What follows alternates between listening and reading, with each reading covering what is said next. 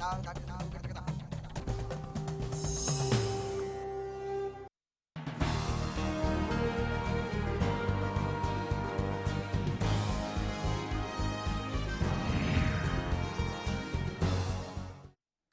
स्वागत है आपका हरियाणा न्यूज में। आप देख रहे हैं बड़ी खबर, आपके साथ मैं हूं भुवन शर्मा। बड़ी खबर में हम बात करेंगे हरियाणा विधानसभा के बजट सत्र से पहले सरकार के सर्वदलीय बैठक की।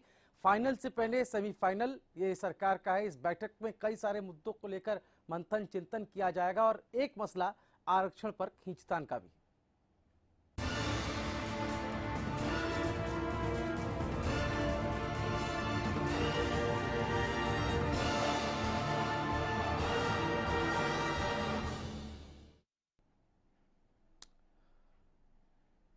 तो कहना गलत नहीं होगा कि सत्र के संग्राम से पहले ये सरकार की एक शांति बैठक है, जिसमें सभी को मनाने की एक कोशिश, एक कवायद की जाएगी। लेकिन विपक्ष भी अपने कड़े तेवर पहले ही सरकार को दिखा चुका है। कौन कौन सी वो चुनौतियां होंगी जिनसे सरकार को जूझना होगा और सर्वदलीय बैठक में क्या सरकार विरोधियों को मनाने में कामयाब हो पाएगी, इन्हीं सबको देखती हमारी रिपोर्ट। आप भी देखिए।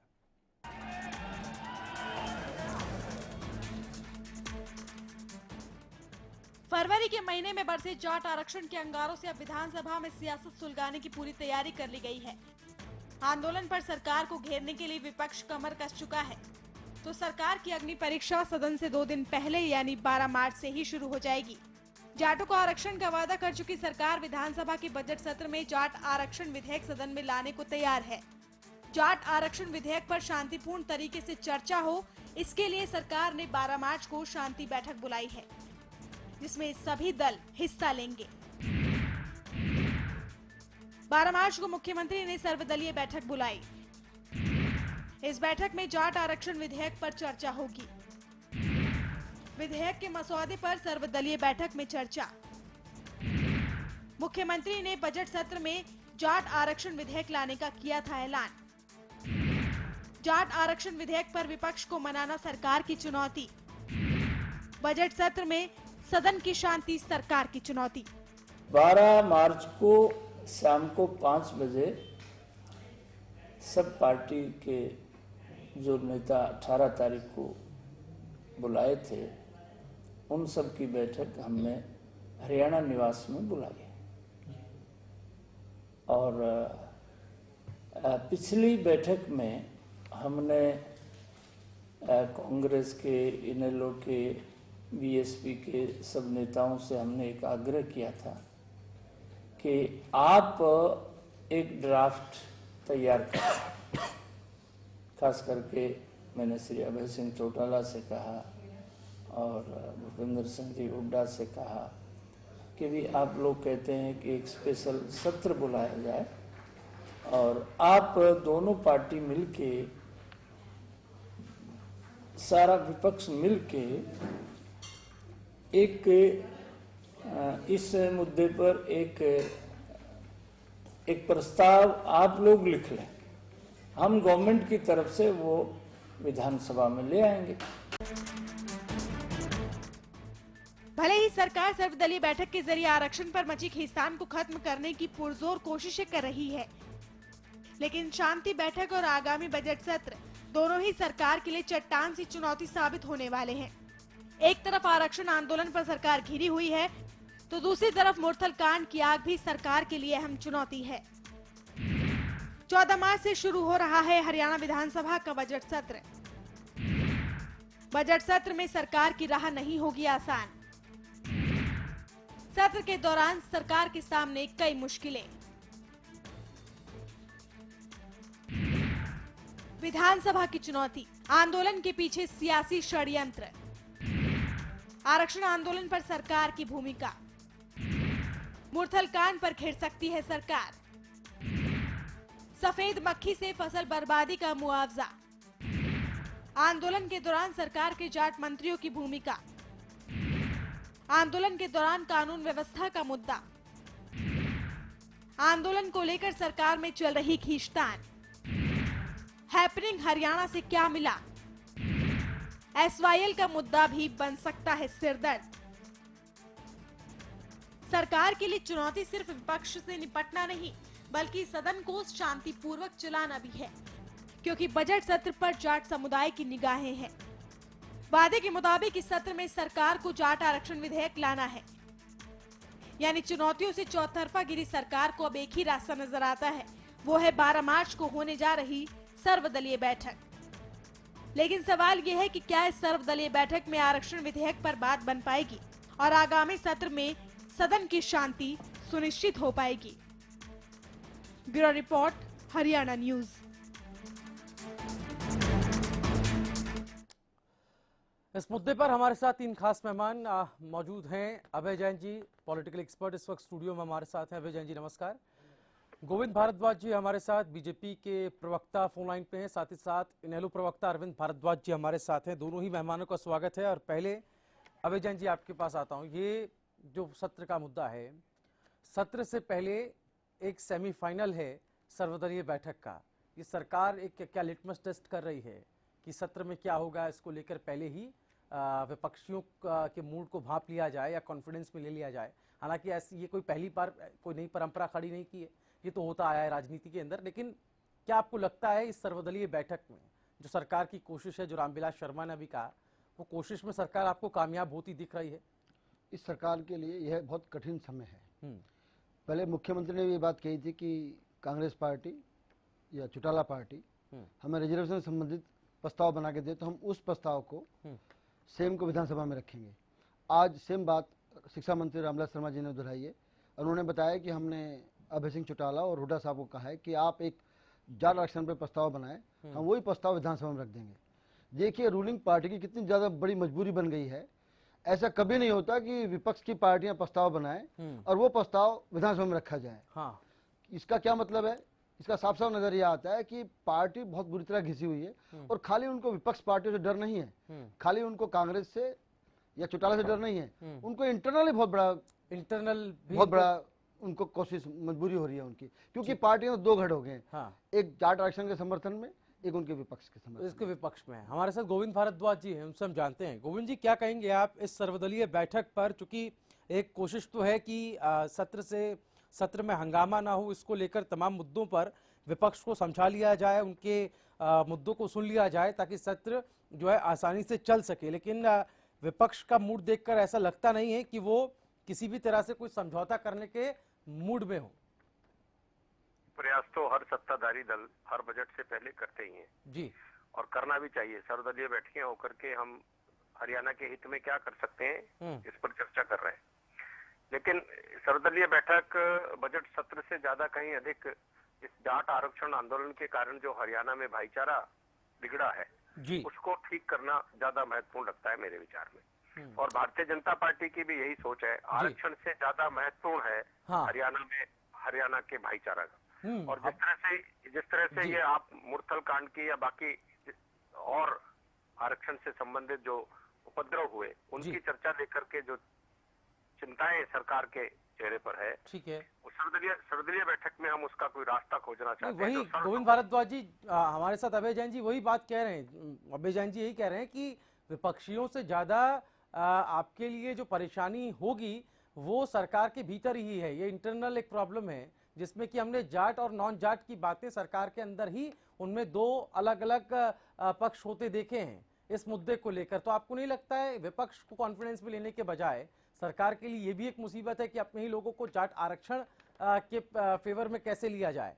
देखिए, बीजेपी के अंदर जाट आरक्षण पर कोई मतभेद नहीं है, लेकिन जाट आरक्षण के आंदोलन पर जिस तरह से उपद्रव हरियाणा में किए गए उस पर मतभेद है। ये गलत है और हम इसकी निंदा करते हैं। इस पर सख्त से सख्त कार्रवाई की आरक्षण को लेकर भले ही आप कहें अरविंद गोविंद भारद्वाज जी की ऐसा नहीं है, लेकिन हमने पब्लिक डोमेन में राज्य मंत्रियों को भी बोलते सुना है, कैबिनेट मंत्रियों को भी बोलते सुना है कि वो आरक्षण के रेलिवेंस पर ही सवाल उठा देते हैं। अरविंद भारद्वाज जी हमारे साथ हैं, मैं उनको डिबेट में लाऊंगा। अरविंद भारद्वाज जी, क्या प्रतिक्रिया आपकी? सर्वदलीय बैठक है, इनेलो भी इसमें शामिल होगी? नहीं, पहली बात तो ये गोविंद जी ने कहा कि हम आपसी भाईचारा बनाए रखना चाहते हैं। हाँ। अगर आप सही मायनों में आपसी भाईचारा बनाना चाहते हैं तो पहले प्रोफेसर वीरेंद्र सिंह और रोशनलाल लारिया को गिरफ्तार क्यों नहीं किया जाता? दूसरी बात, अगर आप सही मायने में आपकी पार्टी चाहती है एक सूत्री कार्यक्रम बनाकर आप चाहते हैं कि जाटों को आरक्षण मिले, तो उसको लेकर आप घोषणा क्यों नहीं करते? कोई आपने प्रस्ताव तैयार किया होगा, वो दिखाइए जनता को कि हम इस तरीके से देंगे। 14 तारीख से विधानसभा का सत्र शुरू होने जा रहा है और अभी तक ये लोग एक राय भी नहीं हो पाए कि किस तरह से आरक्षण दिया जाएगा। पार्टी में दो धड़े खड़े हैं, एक आरक्षण का समर्थन करने का ड्रामा कर रहा है, दूसरा उसका विरोध कर रहा है। आज कैबिनेट की मीटिंग थी, उसमें कंबोज जी जो राज्य मंत्री वो नहीं पहुंचे। तो ऐसी बहुत बातें हैं जहां जिनसे ये समझ में आ रहा है कि बीजेपी अभी भी एक राय होकर आरक्षण देने के मूड में नहीं है और जो असली जो दोषी हैं इस सब जो पीछे हुआ जो उपद्रव हरियाणा में, चाहे वो प्रोफेसर वीरेंद्र हो या रोशनलाल आर्य, उनको के खिलाफ एक्शन लेने के मूड में नहीं है। बजट सत्र में किन मुद्दों को लेकर सरकार को घेरने की कोशिश करेगी? सत्र के अंदर किन मुद्दों को इनेलो उठाने वाली है, क्या कहेंगे आप? एक तो बहुत बड़ा जो इशू है फिलहाल का, तो ये जो जाटों को आरक्षण नहीं दिया जा रहा, वो एक बहुत बड़ा इशू है। उसके अलावा रामविलास शर्मा ने जब आज प्रेस कॉन्फ्रेंस की तो उन्होंने ये कहा कि हम सर्वदलीय बैठक इसीलिए बुला रहे हैं क्योंकि उसमें इनेलो भी रहे, उसमें कांग्रेस भी रहे और विपक्षी पार्टी एकजुट होकर हमें प्रस्ताव दे और हम उस पर एकमत होकर के उसको सदन के अंदर लाएं। तो ये तो कवायद जो है सर्वदलीय बैठक बुलाने की, इसके पीछे कवायद यही है कि जो है सत्र से पहले ही विपक्ष को आरक्षण को लेकर कॉन्फिडेंस में ले लिया जाए। सरकार कोई प्रस्ताव तैयार करे ना, उसी पर तो ऑब्जेक्शंस लगेंगे कि इसमें ये कमी है। तो सरकार की तरफ से तो अभी कोई तैयारी ही नहीं है। सरकार तो एक एक दिन को निकाल रही है, ठीक है, और 14 तारीख आने वाली है। तो सरकार खुद कोई तैयार करे ना, कोई प्रारूप किस तरीके से। मैं जवाब ले लेता हूँ गोविंद भारद्वाज जी का, उसके बाद वैजयंत जी के पास आऊंगा। गोविंद जी क्या कहेंगे आप? मैं ये कह रहा हूँ, मेरे अरविंद जी से मेरा निवेदन है कि पहले इनेलो अपनी भूमिका तय करे। ये डबल रोल में है। कांग्रेस इन पर एलिगेशन लगा रही है कि आरक्षण में आपने समर्थन का वादा किया था, आप ढोंग कर रहे हो। दूसरी तरफ ये कह रहे हैं कि प्रोफेसर वीरेंद्र सिंह को गिरफ्तार करो, रोशनलाल को गिरफ्तार करो। ये मुद्दे तो जो कानून ने अपने काम करने वो तो करेंगे। मामला सारा है कि आरक्षण के मामले पर आप कितने गंभीर हैं। कांग्रेस और इनेलो आरक्षण, अगर गंभीरता की बात हो रही है तो मैं अभय जी से जानना चाहूंगा। अभय जी, गंभीरता पर सवाल उठ रहे हैं। बीजेपी के प्रवक्ता कह रहे हैं कि विपक्षी गंभीर नजर नहीं आ रहा है और राजनीतिक रोटियां सेकने की बातें भी निकल करके आ रही हैं। लेकिन जो प्रस्ताव की बात अरविंद भारद्वाज जी ने की कि अभी तक एक प्रस्ताव ही तैयार नहीं हुआ है आरक्षण को लेकर कि सरकार एक राय है, वो प्रस्ताव आ जाता तो ये कम से कम ये साबित हो जाता सामने कि सरकार इस मुद्दे पर अब कुछ करने जा रही है। देखो, ना तो प्रस्ताव आया है और ना मुझे लगता है कि चौटाला पार्टी या कांग्रेस पार्टी कोई प्रस्ताव तैयार करेगी। अब तीनों पार्टियां इस जो घटना जाट इलेक्शन जो मूवमेंट हुआ है पूरे हरियाणा, 10 दिन जो हरियाणा जला है, उस पर राजनीतिक रोटियां सेकने में लगे हुए हैं। तीनों पार्टी इसमें लगी हुई है कि हमें ज्यादा से ज्यादा वोट कैसे मिले। बीजेपी ये प्रयास कर रही है कि नॉन जाट ज्यादा से ज्यादा बीजेपी की तरफ जाए। हुड्डा साहब ये प्रयास कर रहे हैं कि मैक्सिमम जाट की तरफ जाए। और चौटाला पार्टी ये प्रयास कर रही है जो यूथ है वो, क्योंकि यूथ का काफी बड़ा मूवमेंट रहा और यूथ ही हमेशा किसी पार्टी के नेता को संभालता है। ठीक है, तो चौटाला पार्टी चक्कर में है कि यूथ को ना हम अपने साथ रखें और अपनी तरफ ज्यादा आकर्षित करें। इसी कारण यूथ ये चौटाला पार्टी बार बार ऐलान कर रही है कि यूथ को अरेस्ट नहीं करा जाए, उनके खिलाफ कोई कार्रवाई ना की जाए, नहीं तो हम आंदोलन करेंगे। अब तीनों पार्टियां सिर्फ राजनीति कर रही हैं। ठीक है, जहां तक प्रस्ताव की बात है, अब मुझे ऐसा नहीं लगता कि कोई प्रस्ताव ऐसा कॉन्क्रीट प्रस्ताव आ पाएगा कि जो रिजर्वेशन मूवमेंट को आगे बढ़ाएगा। अब प्रस्ताव आएगा, पास होगा, मुझे बात मुझे बहुत बड़ा, क्योंकि बजट सेशन है।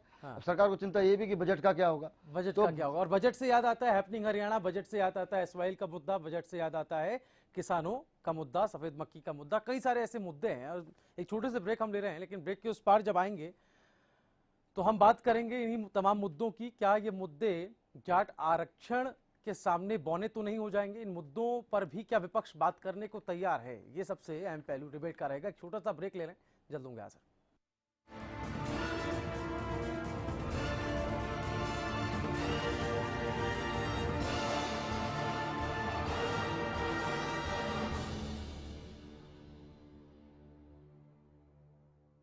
खूबसूरत मखमली गुदगुदाता एहसास हो, शीतल हो कोमल हो कुदरती एहसास। Riva, a beating force in style.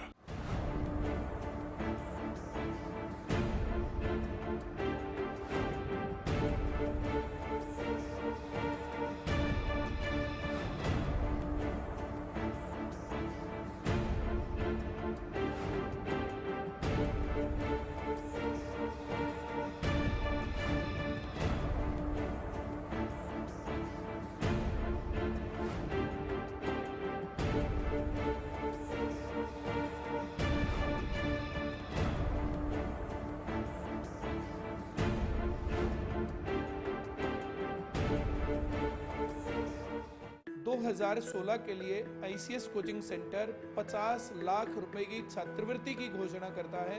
अब की बार 12वीं क्लास के पेपर देने वाले छात्र इसमें एलिजिबल होंगे। 1 साल की तैयारी में सरकारी नौकरी पा सकते हैं। फ्री स्कॉलरशिप के लिए फॉर्म ICS कोचिंग सेंटर के ऑफिस में अवेलेबल है। 1 अप्रैल से पहले सबमिट करवाना है। ICS coaching centre free scholarship test लेगा। टेस्ट की भी फ्री तैयारी करवाएंगे। जो स्टूडेंट्स इसमें इंटरेस्टेड हैं वे अप्लाई कर सकते हैं।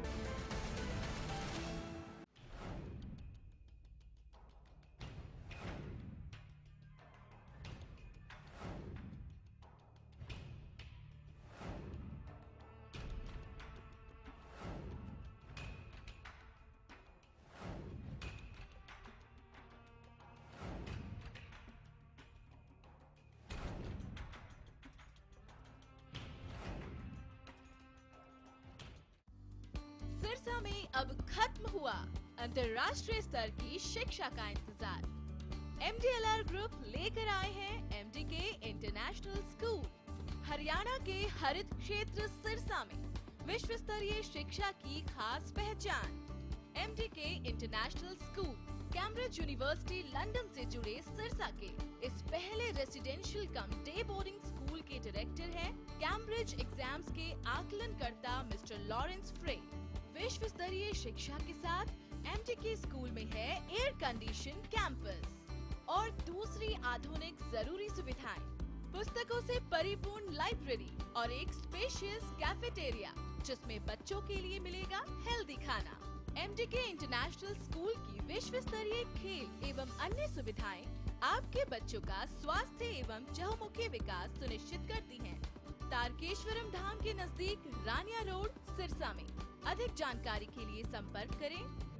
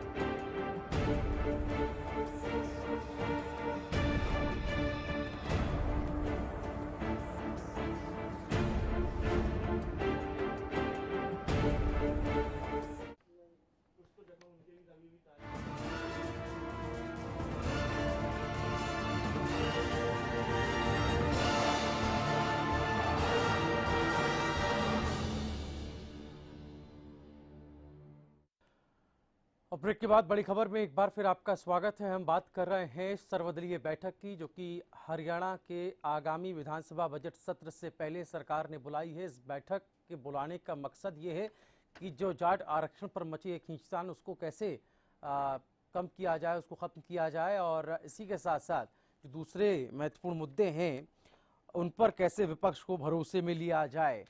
इन कवायदों में, इन कोशिशों में क्या सरकार कामयाब हो पाएगी? सवाल ये भी है कि जाट आरक्षण को लेकर सरकार की वाकई में मंशा क्या है, क्योंकि विपक्ष का ये कहना है, खासतौर पर इनेलो ये कह रही है कि अगर सरकार की मंशा होती आरक्षण देने की तो अब तक सरकार कोई प्रस्ताव तैयार कर चुकी होती, लेकिन अब तक ऐसा कोई इंडिकेशन सरकार ने दिया नहीं है। हम इन्हीं मुद्दों पर बात कर रहे हैं। अभय जैन जी हमारे साथ पॉलिटिकल एक्सपर्ट इस वक्त स्टूडियो में हैं। अभय जैन जी, एक सवाल ये भी है कि जो दूसरे और मुद्दे हैं वो क्या लगता है आपको, क्या वो बौने साबित हो रहे हैं या उन पर कोई बात करने को अब इंटरेस्ट नहीं ले रहा, क्योंकि उसमें राजनीतिक इंटरेस्ट नहीं छिपा है या रह नहीं गया है? आप बिल्कुल ठीक कह रहे हैं। हाँ। हरियाणा में सारा जो बजट सेशन है ऐसा लग रहा है कि ये खाली जाट आरक्षण पर केंद्रित रह गया, जबकि बजट सेशन तो बजट डिस्कशन के लिए होता है। और बड़े दुर्भाग्य की बात है कि 2 साल में, जब से 1.5 साल लगभग हो गया है बीजेपी सरकार को सत्ता में, और देखना जाए कि 1.5 साल के अंदर बीजेपी सरकार ने काफी कर्जा लिया है, तो उस पर कोई चर्चा नहीं कर रहा है। ऐसा कोई चर्चा नहीं कर रहा कि हरियाणा बिजनेस कैसे बढ़े। हैपनिंग हरियाणा के नाम से बात हुई, अभी इन्होंने अनाउंस किया कि लगभग हमने 6 लाख करोड़ रुपए का इन्वेस्टमेंट की बात करी है, पर ये सिर्फ कागजी कार्रवाई होती है। आप याद रखिएगा 2005 में हुड्डा साहब ने भी ऐसा करा था। ये जब भी हैपनिंग हरियाणा या इस तरह के समिट होते हैं, ये इन्वेस्टर की बात होती है, ये खाली कागजों में बात करते हैं। जैसे आपको अगर मैं याद दिलाना चाहूँगा, हुड्डा साहब जब आए थे 2005 में, उन्होंने कहा था रिलायंस से हमने एसईजेड बना रहे हैं 25,000 एकड़ जमीन में एसजेड बनेगा और 1 लाख करोड़ का इन्वेस्टमेंट होगा और 1 लाख लोगों को रोजगार मिलेगा। 10 साल उन्होंने निकाल दिए, कोई एसजेड नहीं आया और 1 लोगों को रोजगार नहीं मिला। ऐसे ही अब लग रहा है। इन्होंने अनाउंस किया कि 2 दिन के इन्वेस्ट से लगभग 6 लाख करोड़, 5,86,000 लाख करोड़ का इन्वेस्टमेंट हरियाणा में कहते हैं हो गया, एमओयू साइन हो गए और इससे 1 लाख लोगों को रोजगार मिलेगा। ये खाली कागजी कार्रवाई है, ऐसा लगता नहीं, क्योंकि अगर इतना अमाउंट आ जाए तो हरियाणा का बिल्कुल बदल जाएगा। केवल ढींगरा जी हमारे साथ कांग्रेस के प्रवक्ता हैं। केवल ढींगरा जी, बजट सत्र शुरू होगा लेकिन उससे पहले सर्वदलीय बैठक सरकार ने बुलाई है, कांग्रेस की क्या इस बैठक में उपस्थिति रहेगी? देखिए, इसमें अभी जो बात चल रही थी आपकी, मैं सुन रहा था, उसमें ये चर्चा थी कि भी आरक्षण के ऊपर बात होगी। आप ये देखिए कि भारतीय जनता पार्टी की सरकार सब सर्वदलीय बैठक प्रीवियसली तो बुलाती है, लेकिन अदरवाइज लोगों को साथ लेके, सारी विपक्षी पार्टियों को साथ लेके नहीं चलती। इनको चाहिए कि अगर आप कोई भी मुद्दे की बात करना चाहते हैं तो सबको, सारे लोगों को साथ लेके चले। आप सब लोगों पे टीका टिप्पणी करते रहते हैं। और जहां तक बात है ये जो अपना अमाउंट आने की, तो ये सिर्फ बात कहने में है, अच्छी लगती है कि ये हरियाणा में हैपनिंग हरियाणा हो रहा है, लेकिन आप ये देखिए कि डीएलएफ कंपनी की बात है उसमें, तो वो तो पहले ही ऑलरेडी इंफ्रास्ट्रक्चर में इन्वेस्ट कर रही है। आप उससे अगर फर्दर इन्वेस्ट कर की बात कर रहे हैं तो वो तो एक रूटीन वर्क है उनका। ठीक है, आप उसमें हैपनिंग इंडिया कहाँ से कर रहे हैं? ठीक है, आपकी जितनी कंपनी, मैं आ रहा हूँ वापस आपके पास। अभय जैन, मैं आपसे एक क्वेश्चन पूछना चाहता हूँ। जब आपको सरकार ने कहा कि आप हमें प्रस्ताव दें, आप कांग्रेस पार्टी प्रस्ताव क्यों नहीं दे रही है? तो उनको किस चीज का प्रस्ताव आरक्षण पर प्रस्ताव मांग रहे हैं, उसमें बनाना है। पर कांग्रेस पार्टी ने तो विधानसभा में सरकार में रखना होता है। आपको ये भी मालूम नहीं है कि सरकार प्रस्ताव बनवाएगी और उसको रखेगी, तब उसके ऊपर चर्चा होगी। नहीं, सरकार की तरफ से दरअसल ये संदेश दिया गया है। रामविलास शर्मा जब आज प्रेस कॉन्फ्रेंस कर रहे थे, केवल ढींगरा जी, वो प्रेस कॉन्फ्रेंस में ये कह रहे थे कि विपक्ष इकट्ठा हो, कांग्रेस इनेलो साथ में आ और एक प्रस्ताव जो है आरक्षण को लेकर उनको दे और वो आके सरकार में और सत्र में उस चीज को पेश करें ताकि विपक्ष को कोई उसमें विरोध ना हो। आपका कहना यह है कि नाच ना जान जाए आंगन टेढ़ा। आप ये बताइए कि जब सरकार किस लिए होती है? सरकार प्रस्ताव बनाएगी कि हमने आरक्षण किस तरीके से देना है और उसके प्रस्ताव रखा जाएगा, उसके ऊपर चर्चा तब होगी। ठीक है, सरकार चलिए इसके अलावा केवल ढींगरा जी, चलिए आरक्षण का एक मसला है, लेकिन इसके अलावा और कौन से मुद्दे हैं? क्योंकि इस प्रदेश के अंदर मुद्दों की कमी नहीं है, किसान त्रस्त हैं। हैपनिंग हरियाणा का समिट हमने देखा, जितनी उम्मीदें, जितनी अपेक्षाएं, जितनी आकांक्षाएं उससे लगाई गई, वो सब फीकी पड़ती हुई नजर आई। और क्या क्या मुद्दे हैं जिनको लेकर कांग्रेस इस बार सत्र में सरकार को घेरने की तैयारी के साथ उतरने वाली?